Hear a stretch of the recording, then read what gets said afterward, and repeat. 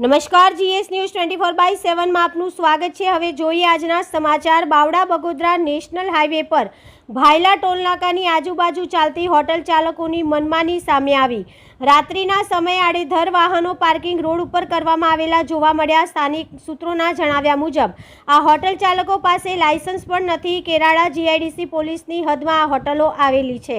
સ્થાનિક પોલીસની આ હોટલ માલિક દ્વારા આગતા સ્વાગતા સારી કરવામાં આવતી હોવાથી આ મુદ્દે કોઈ કાર્યવાહી થતી નથી।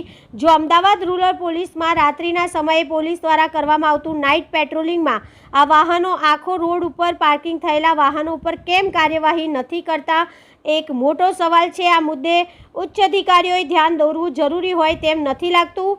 તંત્રી અહેવાલ મહેન્દ્રસિંહ ડાભી, જીએસ ન્યૂઝ 24/7 બાવડા।